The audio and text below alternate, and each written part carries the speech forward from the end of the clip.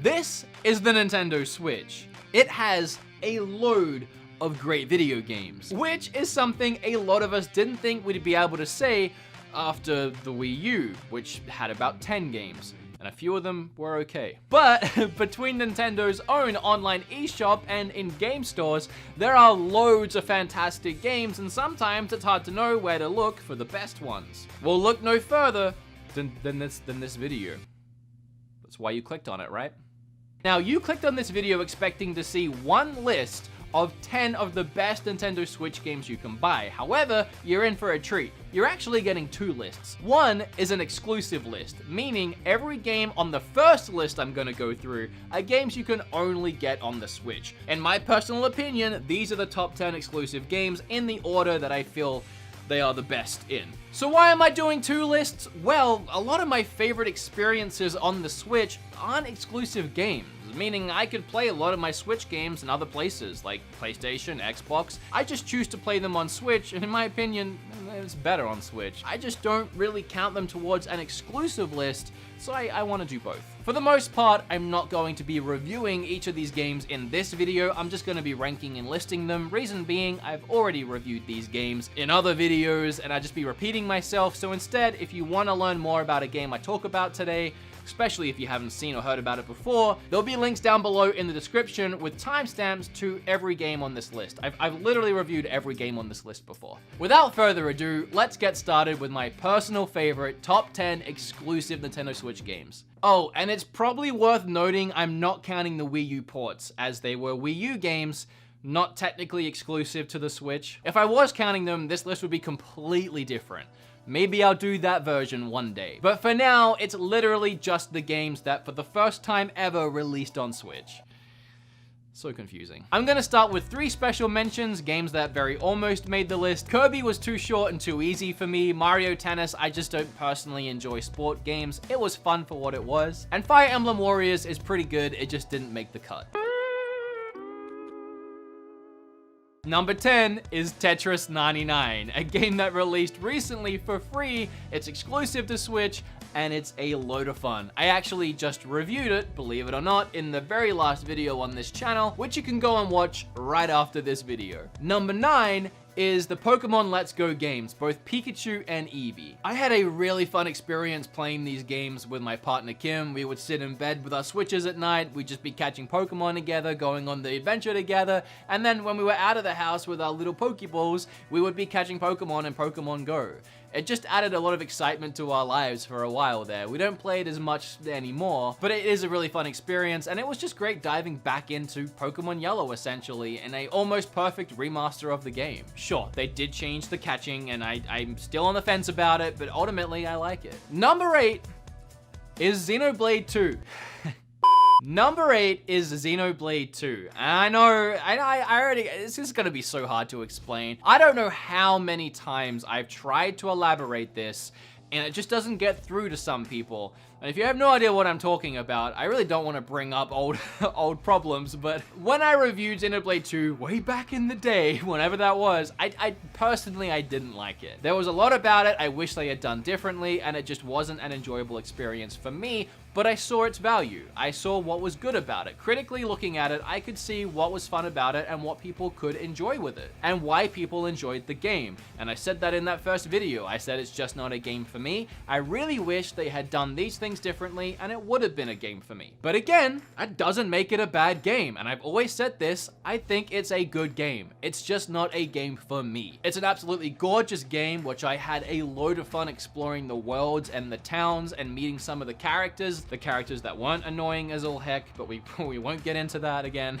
Mostly talking about that stupid gerbil thing. But the quality of the game is undeniable, and it absolutely deserves a top 10 spot on this list. I'm putting it pretty low down here. It's still above Tetris 99 because I'm not an idiot. And I feel like a Switch top 10 list wouldn't be complete without Xenoblade. I honestly feel that way, even if I don't personally enjoy it. And I don't know how many times I can repeat myself and give this game the credit it deserves without you hardcore fans still attacking me on a daily basis about how I didn't enjoy Xenoblade and I enjoy these games, but I don't enjoy Xenoblade. Anyway. Number 7?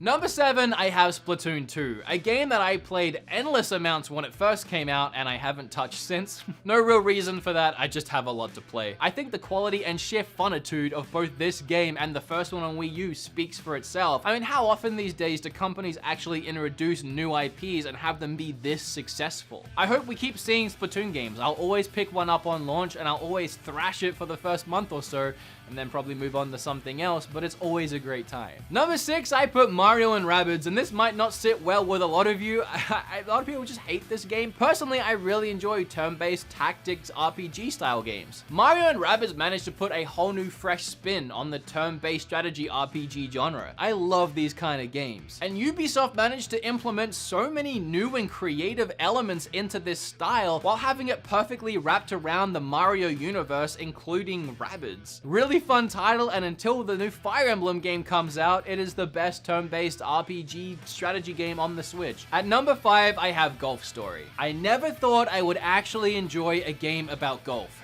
But here it is. One of the first eShop games I actually reviewed on the channel, and again, I'll leave links down below. Number 4 is Octopath Traveler, a shining example of when a third-party developer makes a game for a Nintendo system, if it's actually good, it'll sell incredibly well. I'm pretty sure this game exceeded everyone's expectations. It definitely exceeded mine and instantly solidified itself as one of my favorite RPGs of all time. I have an entire video on this game, and if you want to watch it, you know where to go. Okay, the top 3. You guys already know what they are. You're probably just waiting to hear what order they're in. And the third one is Smash Brothers. For me, I will always love an adventure game over a fighter game. I can't help that.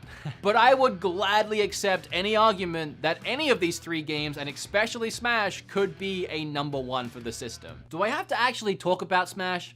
I don't think I do. I think we're on the same page with this one. Now, if you watch my videos enough, the next 2 won't be a surprise. The second one is Mario Odyssey. The most fun I have ever had with a Mario game, hands down, and I do not know how Nintendo could ever release another Mario game that I would enjoy more than this one.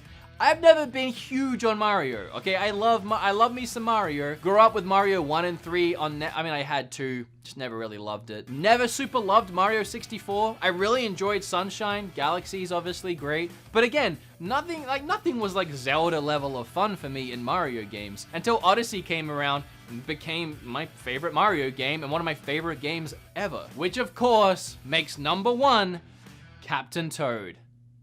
No, not really. Breath of the Wild. I am still wrestling with myself on the whole Red Dead Redemption 2 Breath of the Wild thing. If you watched my Red Dead Redemption video, I was so adamant at the time that that had become my favorite game of all time, surpassing Breath of the Wild and Ocarina, which both mingle and fight on a daily basis. That's the thing with me.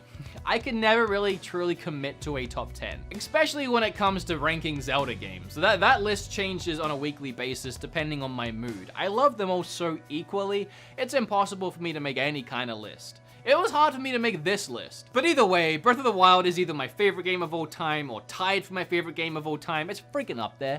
And nothing else is going to be able to compete with my favorite game. So of course, it's going to be number 1 on this list for me. And I feel like a lot of you will probably share that opinion, as well as share my opinion on most of this list.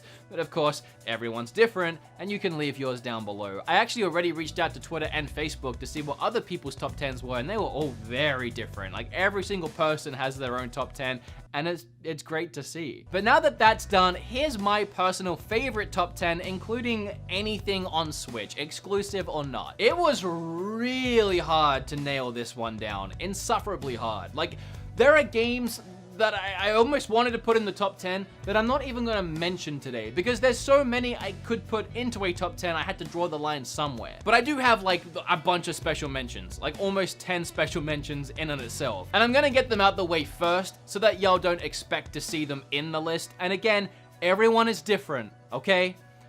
Everyone is different.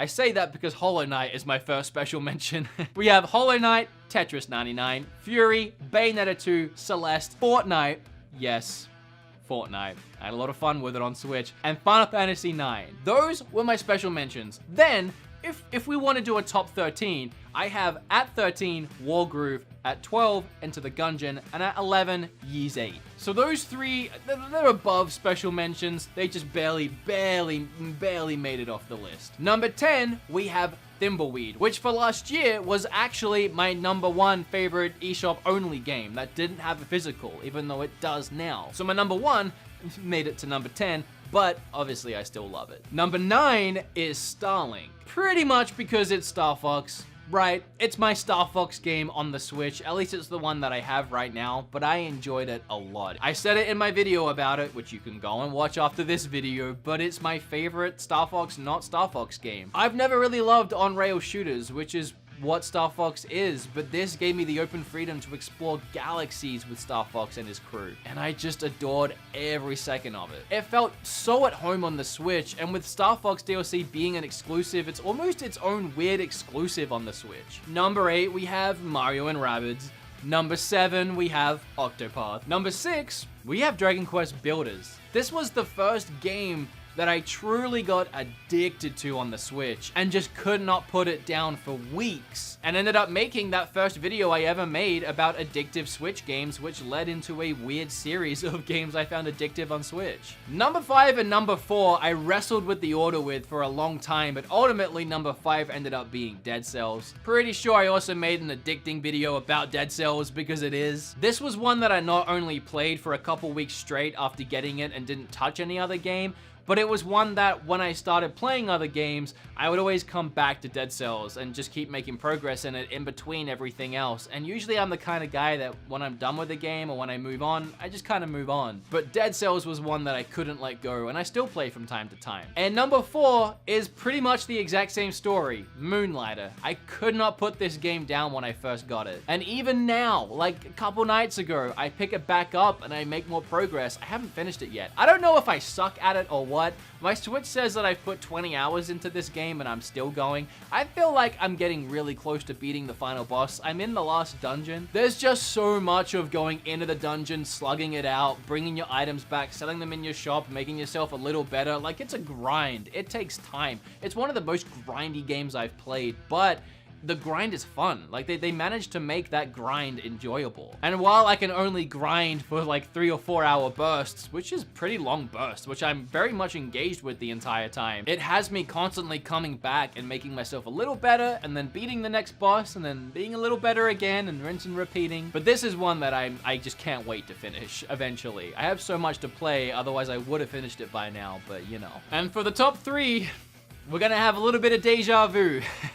Smash, Mario, Breath of the Wild. Obviously, personally, I prefer that second list. That's my official list of games that I have loved the most on my Switch. But if we're going with exclusives, you have that first one as well. So whether you rocked up today because you're a fan of my show and you just wanted to see what my favorites of all time were, I hope you enjoyed this video. And if you came here literally just looking to find out what the best Switch games were, or what at least this random video considered the best Switch games, I hope you learned something too, and now you know what to go out and buy yourself or little Jimmy or whoever you're buying games for. Again, this really was just an easy video to get something out while I'm away, but I hope you enjoyed it regardless.